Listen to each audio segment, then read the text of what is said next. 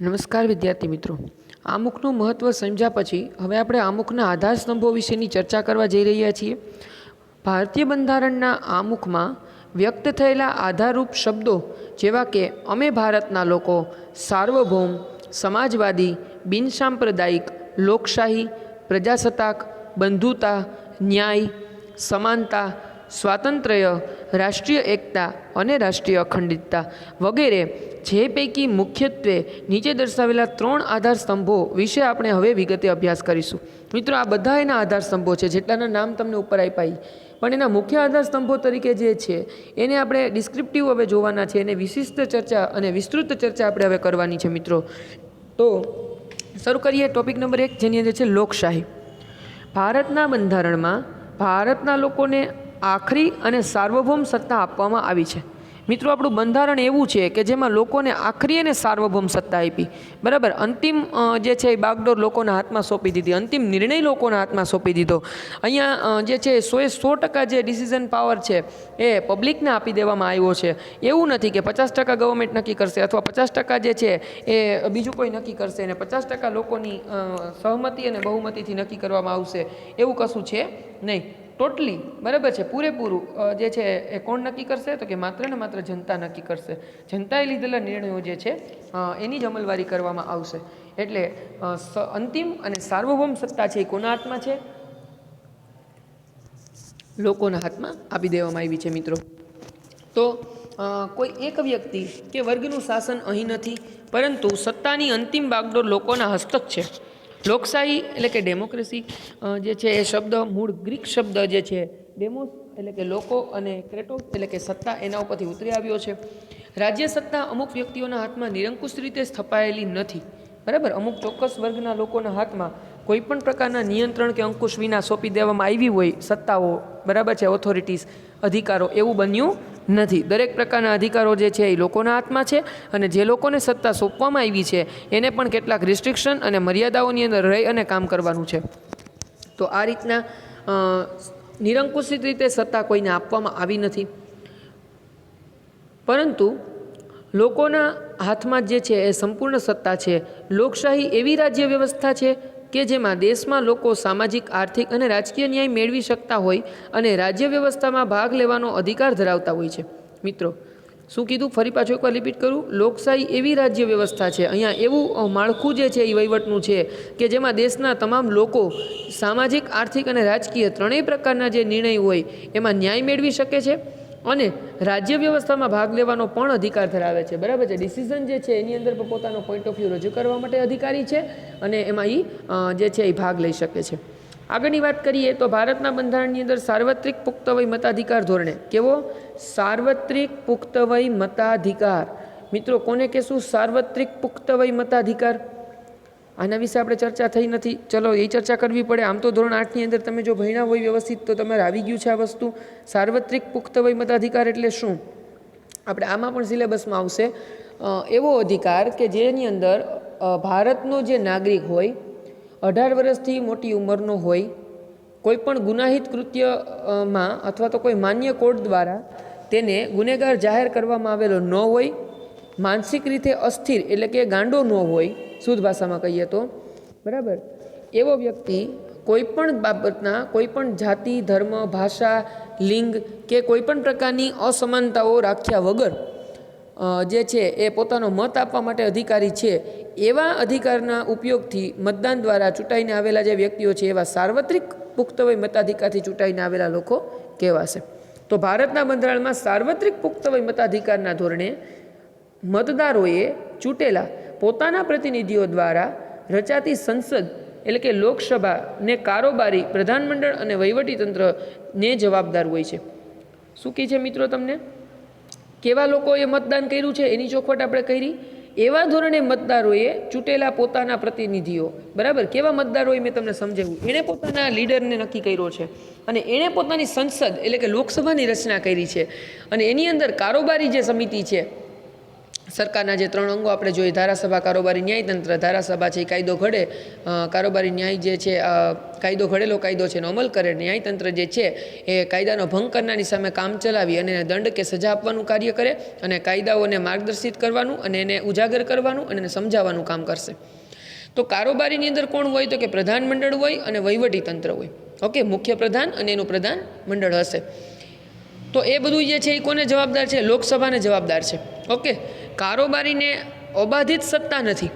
કારોબારી છે એની પાસે સત્તાઓ છે, પણ કેવી? લિમિટેડ છે, અનલિમિટેડ છે નહીં. તેને નિયત સમય મર્યાદા સુધી જ સત્તાનું સુકાન સોંપવામાં આવે છે. એક વખત કોઈ વ્યક્તિ ચૂંટણી જીતીને આવી ગયો અને એની સરકાર બનાવી અને દેશનું અસ્તિત્વ રહે ત્યાં સુધી પોતે રહેશે એવું બનશે નહીં. લિમિટ મર્યાદા છે કે નહીં? સમયની 5 વર્ષની મર્યાદા છે. 5 વર્ષે ફરી પાછી એકવાર ચૂંટણી થશે. ફરી પાછી એકવાર જે છે એ લોકોને જો, જનતાને જો એના ઉપર વિશ્વાસ હશે તો એને ફરી પાછા ચૂંટીને લઈ આવશે. અધરવાઇઝ સરકાર છે એ કેવી થઈ જશે મિત્રો? ચેન્જ થઈ જશે. બરાબર? તો નિયત સમય મર્યાદા સુધી જ સત્તાનું એને સુકાન સોંપવામાં આવે છે. તે જ પ્રમાણે રાજ્ય અને સ્થાનિક કક્ષાએ મતદારો સરકારને ચૂંટી કાઢે છે. મિત્રો, જેમ કેન્દ્ર લેવલે છે એમ રાજ્ય લેવલે છે, અને જેમ રાજ્ય લેવલે છે એમ સ્થાનિક લેવલે જે છે એ છે. ઓકે, એટલે કે કહેવાનો મિનિંગ એ છે કે જેવી રીતના લોકસભાની ચૂંટણી છે એવી વિધાનસભાની એ રીત છે, અને એ જ રીતના જે સ્થાનિક સ્વરાજ્યની ચૂંટણી આપણે થાય, નગરપાલિકા, મહાનગરપાલિકા કે ગ્રામ પંચાયતની, એ પણ એ જ રીતે કરવામાં આવશે. નિયમો બધામાં સરખા છે. મતદારો સરકારને ચૂંટી કાઢે છે. આમ લોકશાહી રાજ્ય એટલે લોકોનું, લોકો વડે અને લોકો માટે ચાલતું રાજ્ય. અંડરલાઈન કરજો મિત્રો, લોકશાહીની ડેફિનેશન આપી છે. લોકશાહી એટલે શું? તો કે રાજ્ય એવું કયું? તો કે લોકશાહી. લોકશાહી રાજ્ય એટલે લોકોનું, લોકો વડે અને લોકો માટે ચાલતું રાજ્ય. ઓકે, ચલો, અહીં દેશ શબ્દ નથી વાપરો મિત્રો. મેં તમને શરૂઆતમાં જ સમજાવ્યું હતું કે ક્યાંય દેશ શબ્દ આવશે નહીં. બધી જગ્યાએ શું આવશે? રાજ્ય. કારણ કે ભારત શું છે? સંઘ રાજ્ય, નાના નાના ઘટક રાજ્યોનો બનેલો સંઘ છે કે જેને વિભાજિત કરી શકાશે નહીં. સાચી સત્તા લોકોના પ્રતિનિધિઓમાં બનેલા પ્રધાનમંડળમાં જ સ્થાપિત થયેલી હોય છે. સાચી સત્તા ક્યાં છે ભાઈ? આ લોકોને, કારોબારીને તો પૂરેપૂરી સત્તા આપી નથી. તો કે સાચી સત્તા લોકોના પ્રતિનિધિઓમાંથી બનેલા પ્રધાનમંડળમાં જ સ્થપાયેલી હોય છે. પ્રધાનમંડળની રચના સંસદમાંથી જ કરવામાં આવી હોય છે મિત્રો. બરાબર? શાસક પક્ષના જે નેતા છે, વડાપ્રધાન તરીકે આવ્યા પછી પોતાના પ્રધાનમંડળની રચના એ કરશે. પ્રધાનમંડળ સંસદને જવાબદાર હોય છે. ચલો, પાછું એવું નથી, કારણ કે એની અંદર તો બધા શાસક પક્ષના લોકો હશે ભાઈ, તો મન ભાવે એવું વર્તન કરે. પણ એવું નહીં ચાલે. શું કામ?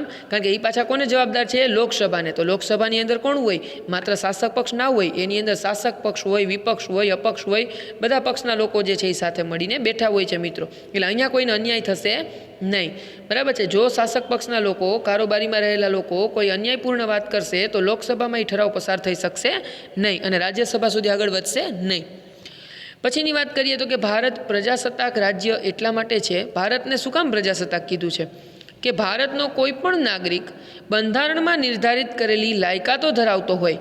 કોઈ પણ નાગરિક ભારતનો, બરાબર છે, જે બંધારણમાં ધરાવેલી લાયકાત ધરાવતો હોય, બંધારણમાં નિર્ધારિત કરેલી, નક્કી કરેલી લાયકાત ધરાવતો હોય, એ નિયમોની અંદર એને આવતું હોય એ પોતે, તો તે વ્યક્તિ સાર્વત્રિક પુખ્ત વય મતાધિકારથી ચૂંટાઈ આવે છે. બરાબર? સાર્વત્રિક પુખ્ત વય મતાધિકારથી ચૂંટાઈ આવે છે. હવે આ શબ્દ તમને સમજાઈ જવો જોઈએ મિત્રો, કે ભાઈ ખાલી એમને કેમ ન કીધું એવી રીતના કે ભાઈ ચલો મતદાન દ્વારા ચૂંટાઈને આવે છે, કે મતદાન કરનારા લોકો દ્વારા ચૂંટાઈને આવે છે. એને આવડી બધી લાંબી વાત શું કામ કરી? સાર્વત્રિક પુખ્ત વય મતાધિકાર. તો એની પાછળનું રીઝન છે જે મેં તમને સમજાવ્યું મિત્રો, કે મતદાન કરશે, પણ કેવા લોકો મતદાન કરશે? ભારતનો દરેક નાગરિક કરશે?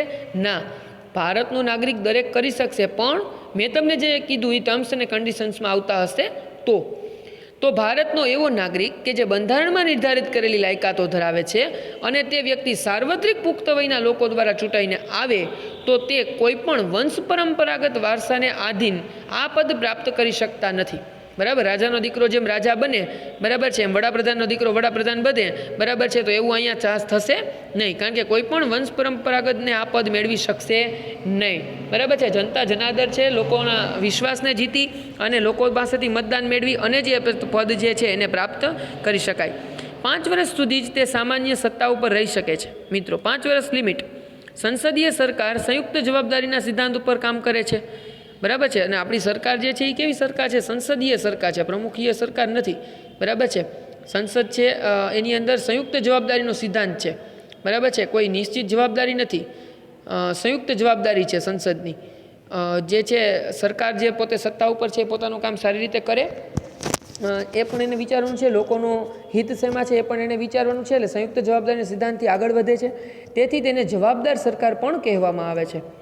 ભારતની લોકશાહી સરકાર સ્વતંત્રતા, સમાનતા અને બંધુતાની ભાવનાઓનો સ્વીકાર કર્યો છે અને તે હેતુઓને પૂર્ણ કરવા માટે પ્રયત્નશીલ રહેશે એવી સ્પષ્ટતા આમુખમાં કરવામાં આવી છે.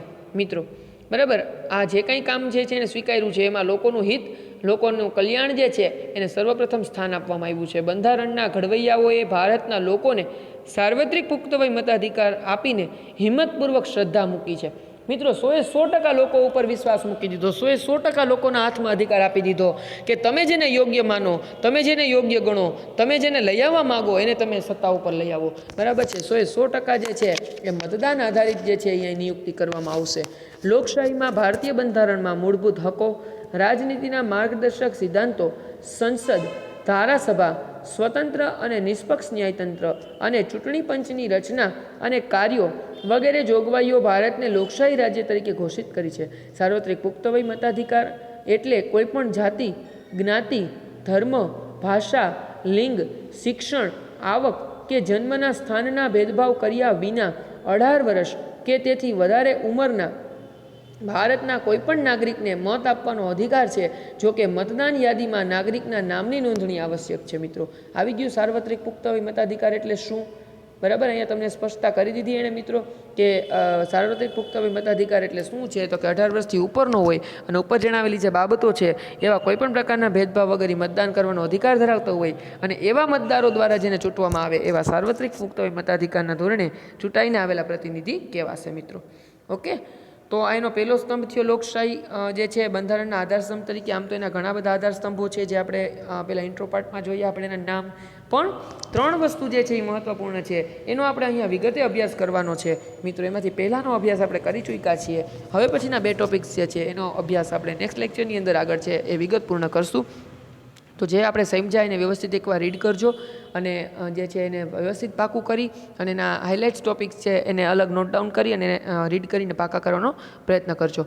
હવે પછીનો પોર્શન છે આપણે નેક્સ્ટ લેક્ચરની અંદર આગળ વધારીશું.